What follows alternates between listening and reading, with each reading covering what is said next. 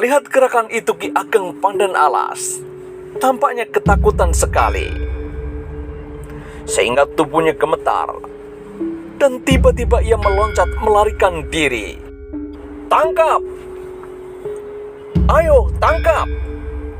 teriak penduduk itu dengan marahnya ketika mereka melihat salah seorang dari orang asing itu melarikan diri. Tetapi tiba-tiba terdengarlah suara Maisa Jenar. "Jangan kejar dia. Akulah yang akan mempertanggungjawabkan." Suara itu dilontarkan dengan sepenuh tenaga yang dapat langsung merangsang mereka yang mendengarnya, sehingga terkejutlah semua orang yang sedang siap untuk memburu Ki Ageng Pandan Alas. Mereka tidak tahu apa yang sudah terjadi, tetapi yang terasa oleh mereka hanyalah suara Maisa Jenar itu seperti memukul dada mereka masing-masing, sehingga dengan demikian serentak mereka berhenti. Mereka tersadar ketika Ki Ageng Pandan Alas sudah lenyap, sehingga salah seorang berteriak marah sekali, "Hei, kenapa dibiarkan orang tua tadi melarikan diri? Sekarang, jangan lepaskan anak muda itu." "Jangan takut aku melarikan diri," jawab Maisa Jenar dengan suara mantap. "Aku akan tetap tinggal di sini. Tangkaplah." Mendengar tantangan itu, beberapa orang yang sudah akan menyerbu justru berhenti. Mereka menjadi ragu-ragu dan bimbang. Kenapa orang itu begitu berani menghadapi seluruh penduduk Pangrantunan? Saudara-saudara penduduk Pangrantunan, salahkah aku kalau aku menasihati orang tua itu untuk tidak tunduk kepada gerombolan liar yang mengganggu ketentraman desa kalian? Kata Maisa Jenar selanjutnya. Mendengar pertanyaan itu, semua orang menjadi terdiam. Memang dalam hati kecil mereka, sama sekali mereka tidak rela menyerahkan harta benda mereka kepada orang-orang yang datang untuk memerasnya. Tetapi karena ketakutan dan tidak adanya pimpinan, mereka terpaksa melakukannya. Baru setelah beberapa saat, terdengarlah jawaban di antara mereka. "Tetapi dengan tindakan itu, nasib kita semua akan celaka."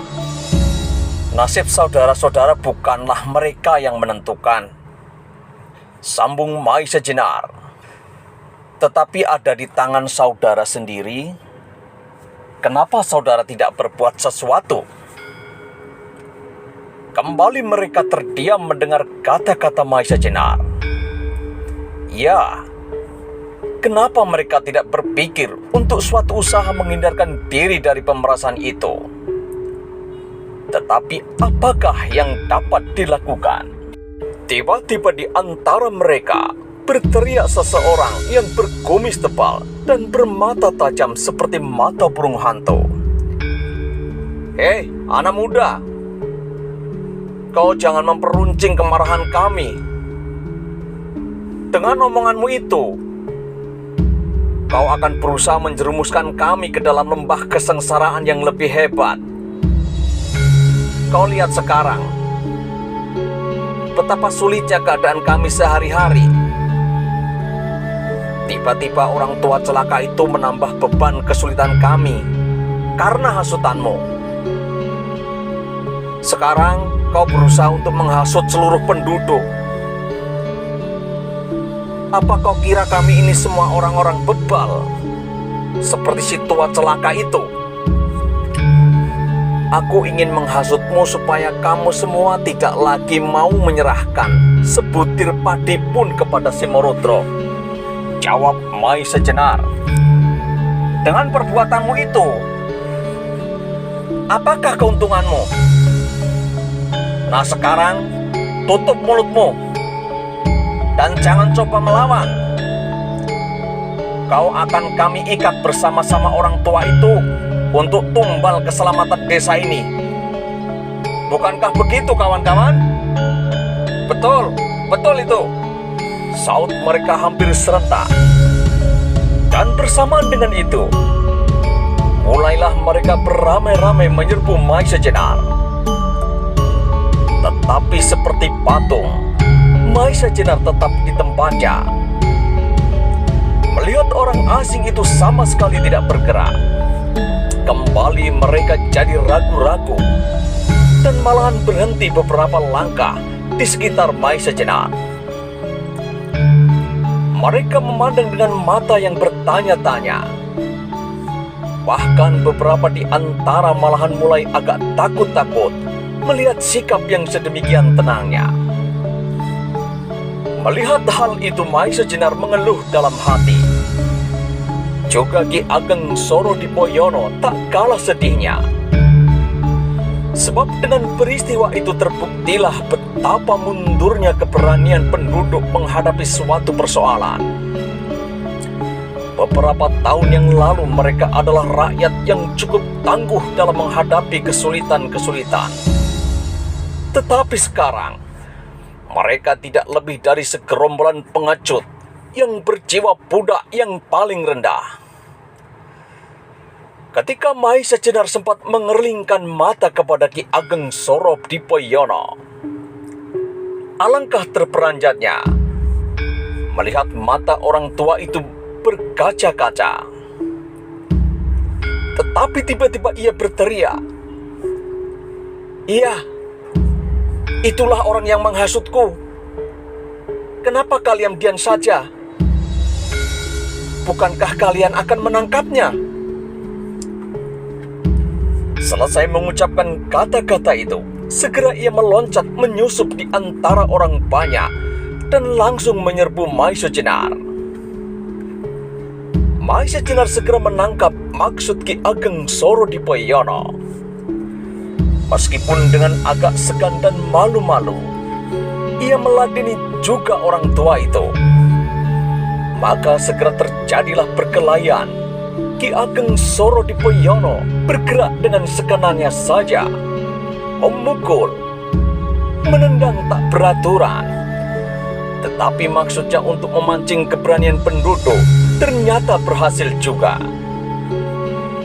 Melihat orang tua itu mendahului menyerang, segera yang lain pun bertindak. Melihat orang-orang kampung itu mulai berlari-lari untuk menangkapnya, segera Maisa Jenar berloncatan ke sana kemari dan sekedar mengadakan perlawanan. Dalam beberapa benturan, Maisa Jenar mengetahui bahwa di antara mereka ada juga yang mempunyai kekuatan yang cukup serta pengetahuan tata berkelahi yang agak tinggi. Karena itu anehlah kalau daerah ini tidak dapat berbuat sesuatu untuk melawan kekuasaan Simorudro. Maka kunci dari kemunduran ini pasti terletak pada pimpinan. Bagaimanapun, kepala daerah Perdikan Pangrantunan yang sekarang adalah putra Ki Ageng Soro Dipoyono yang bernama Ki Ageng Lembu Soro. Apakah Ki Ageng Lembu Soro ini sama sekali tidak memiliki sifat-sifat ayahnya? Bukankah apabila dikehendaki untuk melawan Simorudro, daerah ini tidak berdiri sendiri? Pangrantunan hanyalah salah satu dari desa-desa yang berada di dalam lingkaran Perdikan yang sekarang berkedudukan di Pamingit. Tetapi menilik kekuatan Pangrantunan ini sendiri ditambah dengan daerah-daerah lain, pastilah mereka dapat setidak-tidaknya mencegah kekuasaan Simorudro atas daerah ini. Maka setelah mereka berkejar-kejaran serta berkelahi beberapa lama, segera Maisa Jenar meloncat dengan tangkasnya menembus kepungan mereka. Lalu dengan teguhnya berdiri menghadap penduduk Pangrantunan yang mengejarnya itu sambil berteriak nyaring, "Cukup! Cukup kawan-kawan, permainan kita ini ternyata berhasil baik. Jangan menyerang aku lagi. Aku tidak akan melawan. aku akan tunduk kepada kalian. Tetapi sebelumnya aku ingin berbicara sedikit lagi kepada kalian. Ketika penduduk Pangrantunan yang sedang mengejar Maisa Jenar itu melihat buruan yang meloncat dengan tangkasnya, seolah-olah melampaui kemampuan manusia biasa, serta dalam waktu yang hanya sekejap itu telah dapat dengan tiba-tiba berdiri di luar kepungan mereka. Hati mereka bergetar hebat. Segera mereka sadar bahwa itu pastilah orang yang berilmu tinggi. Karena itu kembali mereka berhenti beberapa langkah di sekeliling Maisa Jenar, yang dengan tegapnya berdiri di atas kedua kakinya yang kokoh, kuat bagaikan tonggak baja. Kesadaran mereka akan ketinggian ilmu orang asing itu ternyata telah menuntun ingatan penduduk Pangrantunan kepada kekaguman-kekaguman mereka terhadap orang dari daerah mereka sendiri, terutama pemimpin mereka yang mereka cintai dengan sepenuh hati, yang sejak beberapa tahun lalu telah menyisihkan diri, yaitu Ki Ageng Sorodipoyono. Tetapi tak seorang pun di antara mereka yang dapat mengenal bahwa orang yang mereka kenangkan itu telah ada di antara mereka. Bahkan baru saja mengalami siksaan di hadapan mereka. Orang kedua yang mereka kagumi adalah Ki Ageng Gajah Soro, putra sulung Ki Ageng Sorodipoyono. Meskipun belum dapat memiliki seluruh ketinggian ilmu ayahnya, Ki Ageng Gajah Soro telah dapat digolongkan manusia yang memiliki kelebihan dibanding manusia biasa. Orang ketiga sesudah itu adalah Ki Ageng Lembu Soro, adik Ki Ageng Gajah Soro. Orang inilah yang sekarang menerima kepercayaan dari ayahnya untuk menggantikan kedudukannya sebagai kepala daerah Perdikan Pangrantunan bagian selatan. Tetapi tabiat seseorang ternyata tidak dapat ditentukan dari tetesan darah yang menurunkan. Ki Ageng Lembu Soro yang oleh ayahnya diharapkan akan dapat melanjutkan cita-citanya untuk mengembangkan daerahnya, ternyata yang terjadi adalah kebalikannya. Ia lebih mementingkan kesenangan sendiri. Bahkan kadang-kadang ia sampai melupakan kedudukannya sebagai pengayom. Malahan tidak jarang ia berbuat hal yang dapat melukai hati rakyatnya.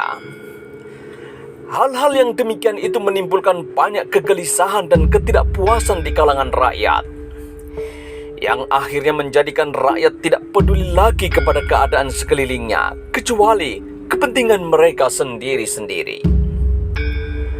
Dan sekarang tiba-tiba muncul seseorang yang agaknya termasuk orang yang berilmu tinggi dan bertabiat aneh. Kalau orang ini memaksakan sesuatu peraturan yang bertentangan dengan kemauan gerombolan Simorudro, maka akan celakalah nasib penduduk setempat.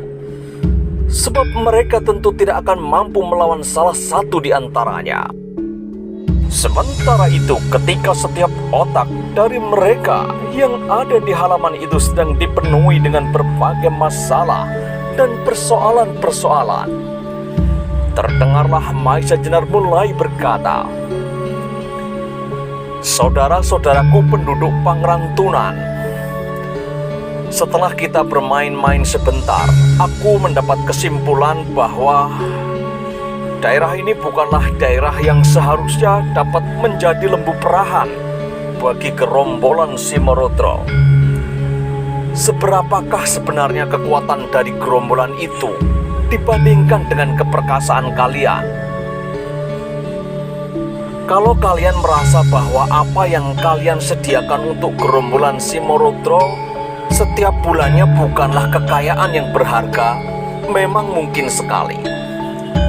Tetapi arti dari kesediaan saudara-saudara menyerahkan pajak kepada gerombolan itulah yang sebenarnya patut disesalkan. Sebab dengan demikian kalian telah menempatkan diri kalian sendiri di bawah kekuasaan Simorudro. Apalagi kalau kalian sampai pada perhitungan nilai dari barang-barang itu kalian kumpulkan, lalu kalian jual. Maka pastilah dalam waktu yang singkat kalian dapat mendirikan banjar-banjar desa, tempat-tempat ibadah dan sebagainya. Tetapi lebih dari itu, kalian adalah rakyat yang merdeka. Bukan rakyat yang diperbudak oleh Simorudro, yang patut mempergunakan segala sumber kekayaan kalian untuk kalian sendiri. Nah, saudara-saudara, pertahankan kemerdekaan ini, kalau perlu dengan darah dan jiwa kalian. Kata-kata Maisa Jenar ini terasa seperti membakar dada mereka yang mendengarnya. Di samping perasaan malu dan sesal menghantam bertubi-tubi. Hampir semua orang tampak menundukkan mukanya, seolah-olah hendak langsung memandang kekecilan jiwa mereka masing-masing. Di samping itu makin jelaslah dalam ingatan mereka keperwiraan serta kejantanan yang pernah mereka alami semasa pemerintahan Ki Ageng Sorodipoyono. Maisa Jenar dapat merasakan bahwa kata-katanya berhasil menusuk langsung ke dalam sanubari pendengarnya. Karena itu sambungnya, "Nah saudara, keputusan terakhir adalah di tangan saudara-saudara. Masihkah saudara ingin merdeka? Ataukah saudara telah merasa berbahagia dalam penindasan dan pemerasan Simorudro? Kalau saudara memilih yang kedua, maka aku bersedia untuk saudara-saudara tangkap, serta saudara serahkan kepada Simorudro sebagai tumbal keselamatan penduduk." Kalau kata-kata Maisa Jenar yang terdahulu telah membakar dada rakyat Pangrantuna, maka kata-kata yang terakhir itu bagaikan cermin yang langsung diletakkan di hadapan mereka, sehingga semakin jelaslah noda-noda yang melekat dalam wajah kepribadian mereka. Untuk mempertegas kata-katanya, Maisa Jenar melanjutkan, "Saudara-saudara, kalau saudara-saudara sudah merasa bimbang, maka sebaliknya saudara-saudara pulang saja sambil merenungkan pilihan manakah yang saudara-saudara anggap paling sesuai dengan sifat serta watak saudara-saudara. Sekarang saudara-saudara kami persilahkan meninggalkan halaman ini. Selama saudara merenungkan kemungkinan yang paling menguntungkan bagi saudara-saudara, aku ingin minta izin untuk 2-3 hari. Setelah itu, aku akan datang lagi untuk menerima keputusan kalian." Mendengar kata-kata Maisa Jenar yang terakhir, penduduk Pangrantunan itu saling pandang. Mereka tidak tahu apa yang mereka lakukan. Sampai kembali Maisa Jenar berkata, "Aku harap kalian meninggalkan halaman ini untuk merenungkan apa yang akan saudara lakukan. Aku yakin bahwa saudara akan memilih keputusan yang benar demi tanah tercinta, serta kebesaran nama daerah ini yang telah diletakkan oleh Ki Ageng Sorodipoyono." Meskipun Maisa Jenar mengucapkan kata-katanya dengan lunak serta sopan, tetapi tajamnya seperti sembilu yang langsung membelah jantung mereka, sehingga terasa suatu desiran yang pedih di dalam dada masing-masing. Sambil menundukkan kepala serta langkah yang lemah, penduduk Pangrantunan mulai satu demi satu bergerak meninggalkan halaman rumah petani tua yang sama sekali tak diketahuinya bahwa beliaulah Ki Ageng Sorodipoyono.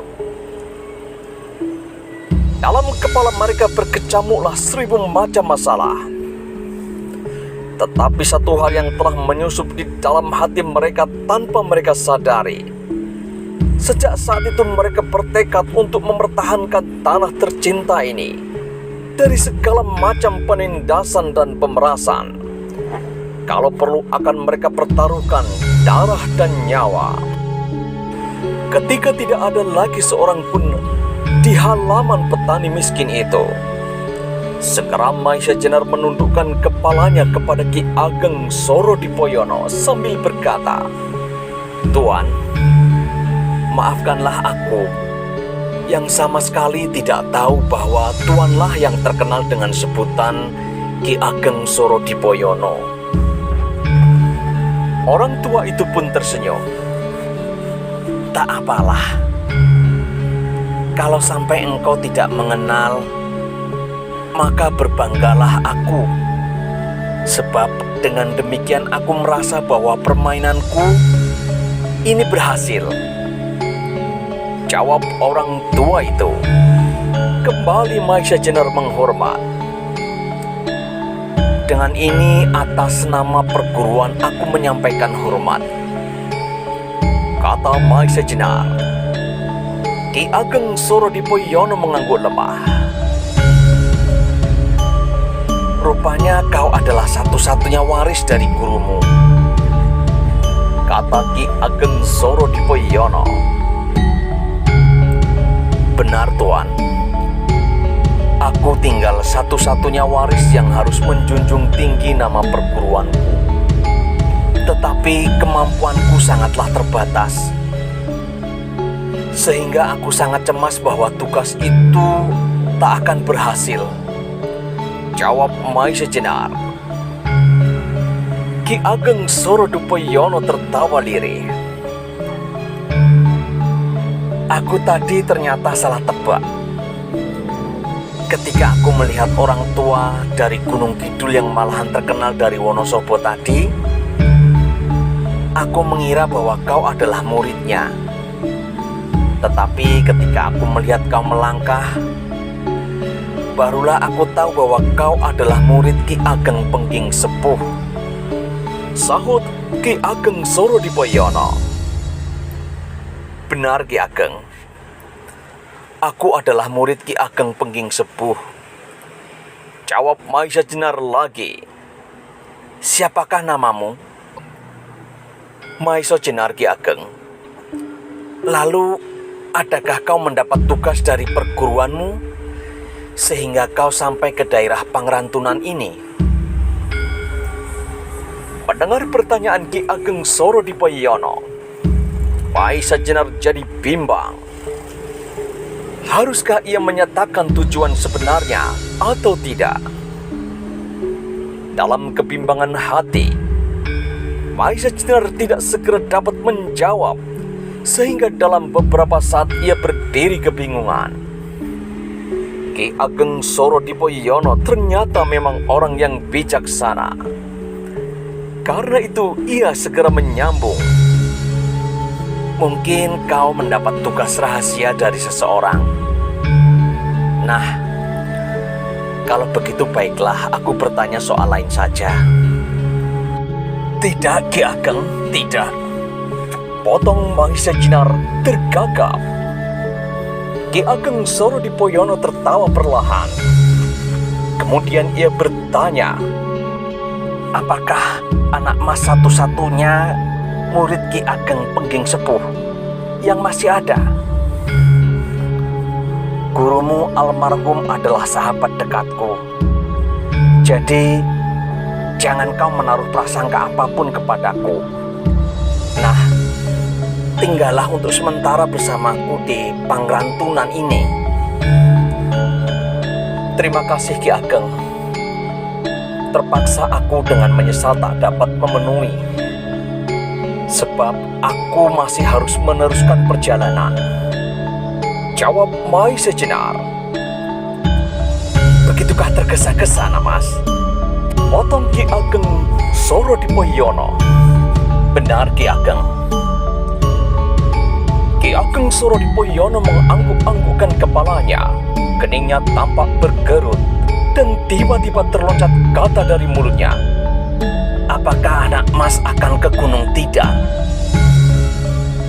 Pertanyaan ini rupanya mengejutkan Maisa Jenar, sehingga ia kebingungan.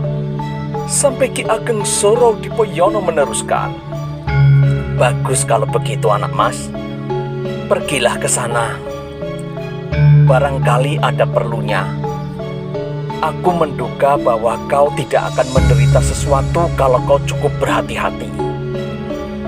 Bukankah Ki Ageng Pengging Sepuh terkenal dengan Sosro Birowonya? Aku kira kau telah memiliki itu pula." Maisa Jenar tak dapat berbuat lain kecuali mengiyakan semua kata-kata Ki Ageng Soro Dipoyono. Meskipun dia tak habis pikir, kenapa orang tua itu dapat menebak maksudnya dengan tepat. "Meskipun demikian, kau harus tetap waspada. Sebab penghuni Gunung Tidar bukanlah orang yang patut direndahkan.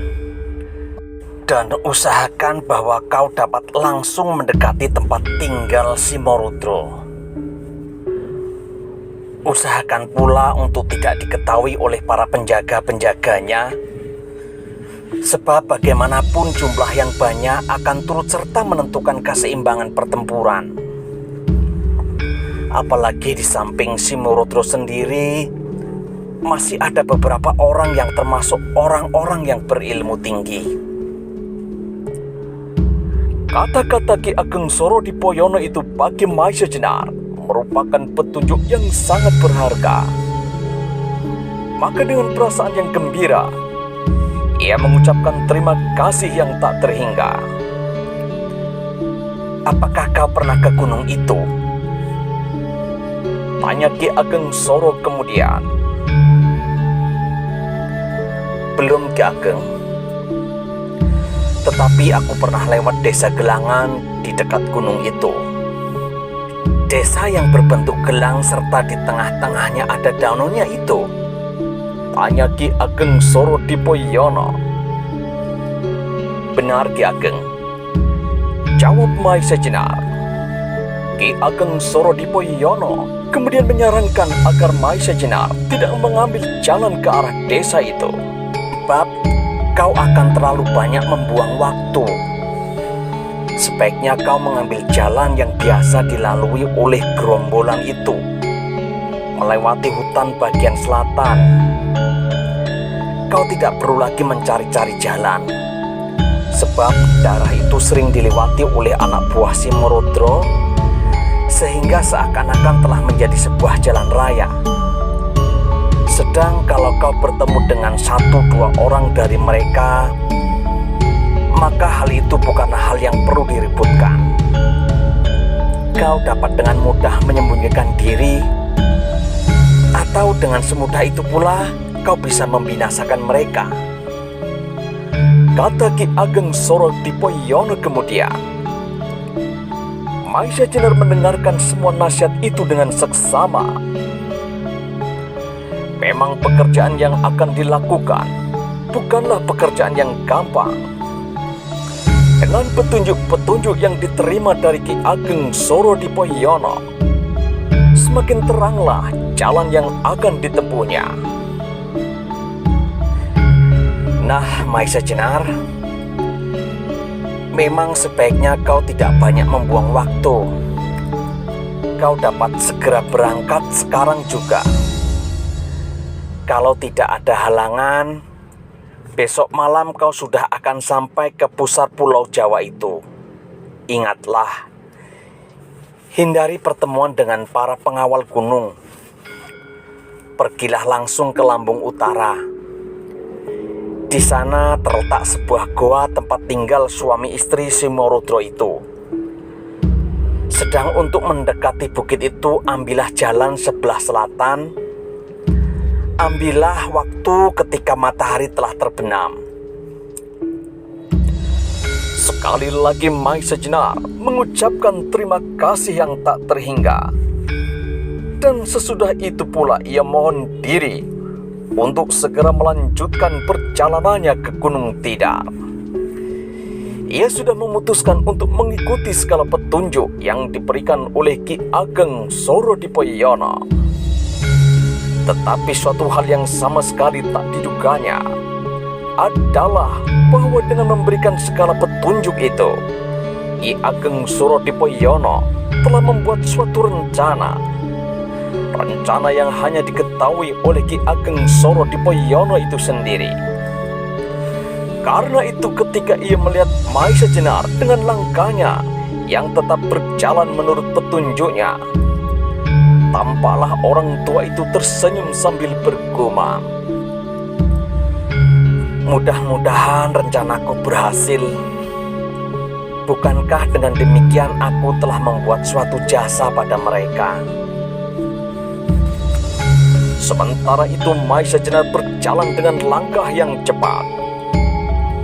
Ia mengharap bahwa besok malam ia sudah dapat sampai ke tempat tinggal Simorudro.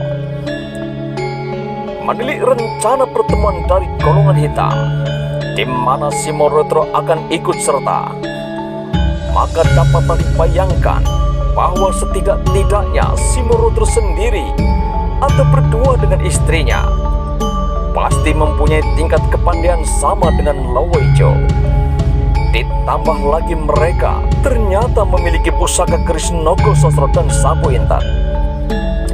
Karena itu, ia harus berhati-hati dalam tiap tindakannya untuk mendapatkan kembali keris Nogo Sosro dan Sapu Intan. Ketika ia telah agak jauh meninggalkan desa Pangrantunan, matahari telah condong ke barat. Angin yang bertiup agak kencang dari hutan terasa betapa silirnya.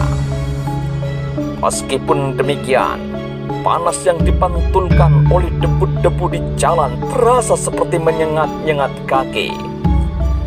Karena itu Maisa Jenar semakin mempercepat langkahnya.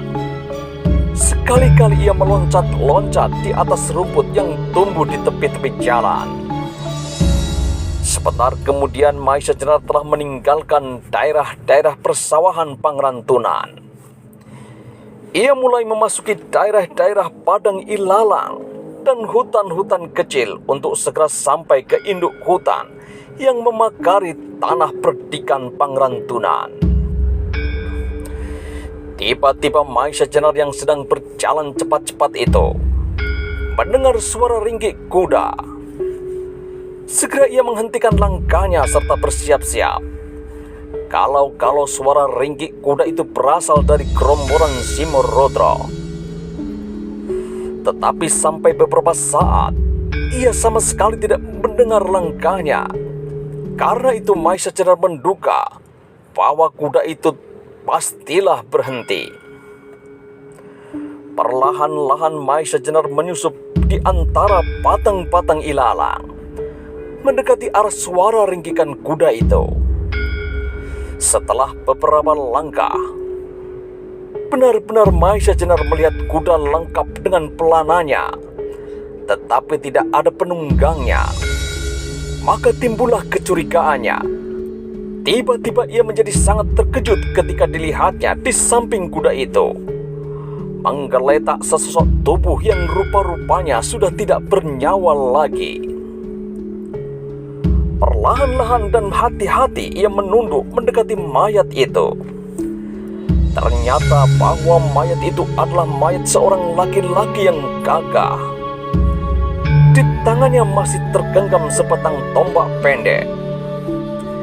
Ketika Maisa Jenar mengamat-amati daerah di sekitar mayat itu, sama sekali tidak terdapat bekas-bekas telapak, baik telapak kuda maupun telapak kaki manusia yang lain, kecuali telapak kuda yang seekor itu.